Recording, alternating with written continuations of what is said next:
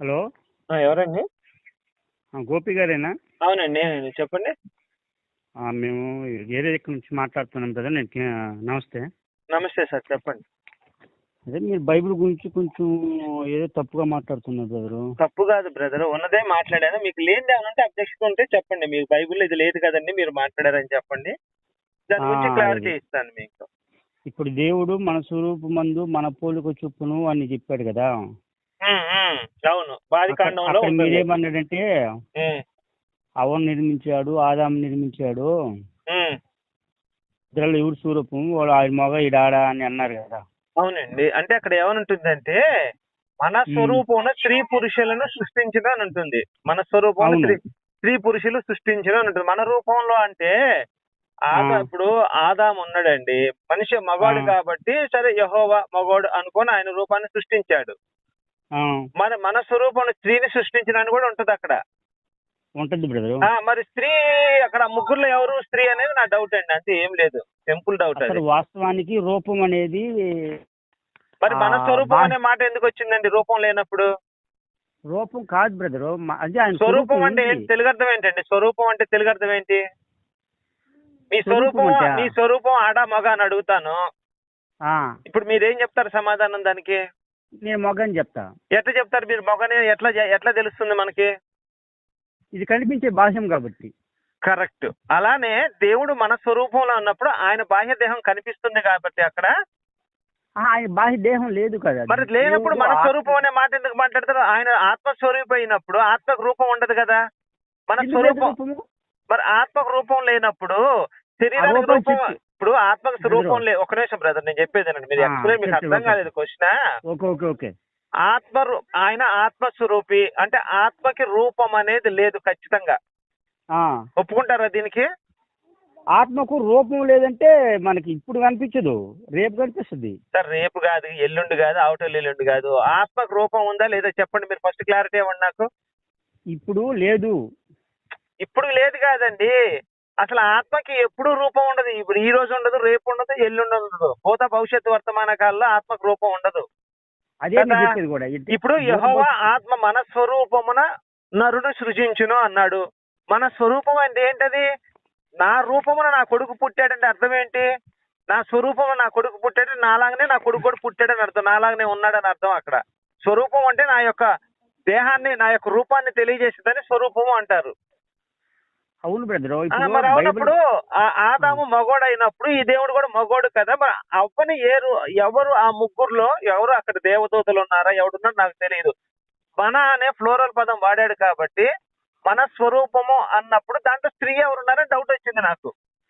నేను బైబిల్ ఏం చెప్తుందంటే దేవుడు ఉంటే ఆత్మస్వరూపి అని చెప్పింది. నేనేం కాదనలేదు కదండి. ఇప్పుడు రెండోది దేవుడు ప్రేమ స్వరూపి అని చెప్పింది. ఏ దేవుడు అండి? యెహోవా దేవుడు. యెహోవా దేవుడు ప్రేమ స్వరూపే. సరే, కొన్ని వచనాలు చూపిస్తాను. యెహోవా నమ్మకపోతే వాళ్ళ పిల్లలు వాళ్ళని తిమ్మని చెప్పాడండి. ఆయన ప్రేమ స్వరూపం అండి.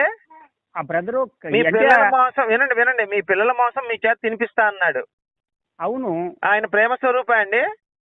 అది పిల్లల మాంసం తినకూడదు అంటారా? మీ పిల్లల మాంసం మీరు తింటారా?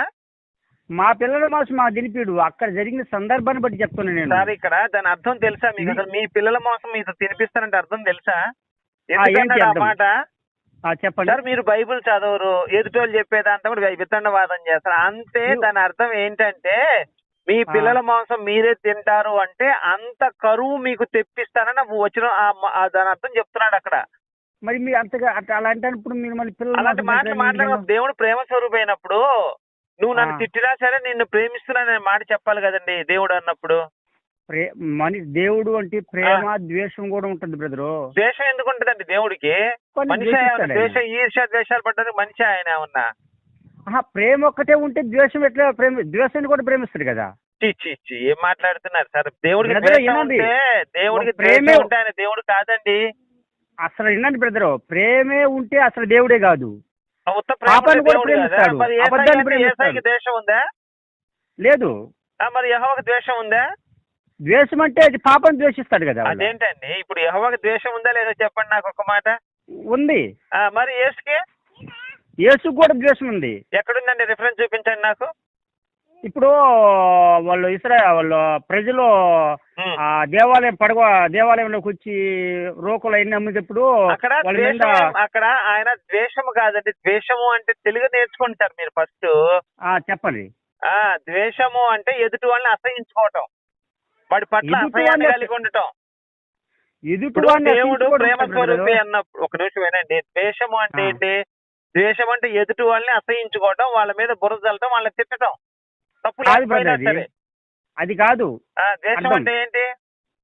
నేను నీతిని ప్రేమించి దుర్నీతిని ద్వేషించి అన్నాడు. ఆ, నీతిని అంటే ప్రేమిస్తారు, వ్యతిరేకిస్తానని దుర్నీతి. చెప్తున్నాడు కదా. ఆ?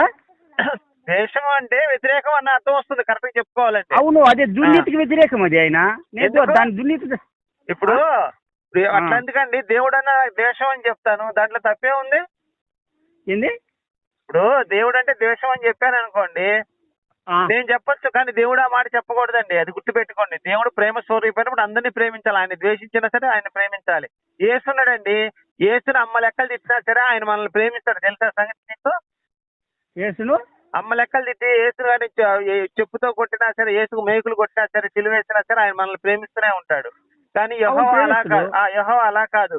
ఆయన నామాన్ని తప్పుగా ఉచ్చరిస్తేనే ఆయన ఉగ్రత మన మీదకి వస్తుందని చెప్పాడు బైబిల్లో. అవును బ్రదర్, రెండు ఒకటి కరెక్టే. మరి ఇద్దరు ఒకటి ఎలా అవుతారండి అసలు? రెండు ఒకడవడు, మరి ఇద్దరు యెహోవా ఇద్దరు ప్రేమ వేరు వేరే. స్వరూపి ప్రేమ స్వరూపి ఎలా అవుతాడు? యేసు అవుతాడు కానీ ప్రేమ స్వరూపి.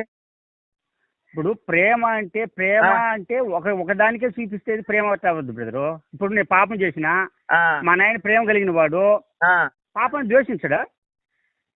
మరి ద్వేషం ఉండకూడదు కదండి దేవుడు అంటే. అది ఎట్లా ఉండకూడదు? ద్వేషం లేకపోతే దేవుడు కాదు. ఇప్పుడు అదే నేను చెప్తున్నా, ద్వేషము అంటే శిక్ష ఉండకూడదని చెప్తున్నాను. శిక్ష ఎందుకు ఉండకూడదు? పాపం ఎవరైనా పాపం బ్రదర్, ఇప్పుడు నేను తప్పు చేస్తే నాకు శిక్ష ఉండకూడదా?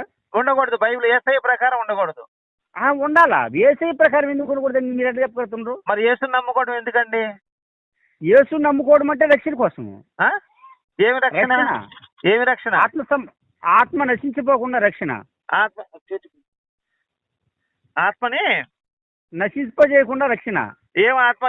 ఎన్ని ఆత్మలు రక్షించాడు ఇప్పటిదాకా యేసు?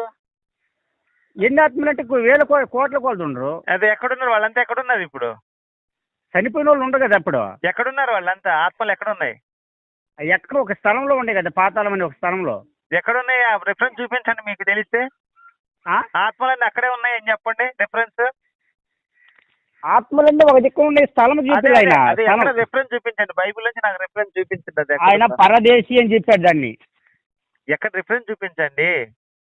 మేము ఇప్పుడు టక్కన అన్ని చూపించడానికి టైం లేదు పెద్ద మనకు. సరే, మీరు టైం చూసుకొని కాల్ చేయండి సరేనా? నేను వేరే బయట ఉన్నాను కాల్ చేయండి. తర్వాత నేను బయట ఉన్నాను, మళ్ళీ చేతులు కానీ ఒక గంట చేయండి.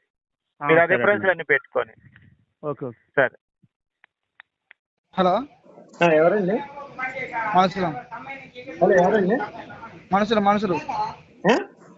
అంటే ఎవరు? హలో, ఎవరండి? నీ పేరేం పేరబ్బా? నీ పేరేం పేరు? ఇప్పుడు నా నెంబరు నీ దగ్గర ఉన్నప్పుడు నా పేరు నీకు తెలీదా? తెలియదు, నేను చదువుకోలేదా? పేరు అంటే ఇప్పుడు మీ భార్య పేరు, మీ పిల్లల పేరు కూడా తెలీదా నీకు? లేదు, నీ పేరు తెలుసు. నా పేరు ఏంటి? అడుగుతా దెంగుతా. నా పేరు గుణపాలరాజు. నా పేరు అడుగుతా దెంగుతా. నా పేరు అడుగుతా దెంగుతా. అడుక్కుంటావా? అడుగుతా దెంగుతా అన్న. అడుక్కుంటావా? నాకెందుకు ఫోన్ చేసినావు? నా పేరు అడిగిన మంది దెంగుతా. నా పేరు అడిగిన మంది దెంగుతా. అడుగుతావా అంటే మిమ్మల్ని కూడా దెంగుతావా? మస్తు అవుతానా పిచ్చకుండా సార్? మిమ్మ అడిగింది అనుకో, ఏం పేరు రాలేదు అనుకో, మిమ్మల్ని కూడా వదలవా ఏంటి? అరే లంజోడుకా, ఏసు కదరా. అరే నీ పేరేం పేర్రా? కాదురా, ఇప్పుడు మీ అమ్మను కూడా ఓకే నేను అడిగిందని చెప్పు. ఇప్పుడు మీ అమ్మ అరే నీ పేరేంద్రా అందనుకో, పరిస్థితి ఏంటి? లేకపోతే మీ అక్కో, మీ చెల్లో, లేకపోతే మీ తోబుట్టువులు ఎవరో ఒకళ్ళు అన్నారు అనుకో, వాళ్ళకు కూడా అదే పనే? వాళ్ళని కూడా అట్లే చేస్తావా ఎట్లా? నేను అడుగుతున్నాను దెంగుతాను. నువ్వు అడుగుతున్నా మొగనువా ఏంటి? అడుగుతున్నాను దెంగుతాను. మొగను ఆడవాళ్ళని దెంగుతావా? లేదు, మొగోళ్ళని దెంగుతావా? అయితే యేసు కూడా మగోడే కదా, వాడిని దెంగు. మరి నాకెందుకు కాల్ చేసినావు? వాడికి వాళ్ళ శిష్యులు 12 మంది శిష్యులు దెంగించుకున్నాడు. మరి నువ్వు నాకెందుకు కాల్ చేసావు? నువ్వు లంజోడు కరే, నువ్వు యేసు కదరా లంజా కొడుకు. ఎందుకంటే తండ్రి ఎవరో లేకుండా పుట్టాడు.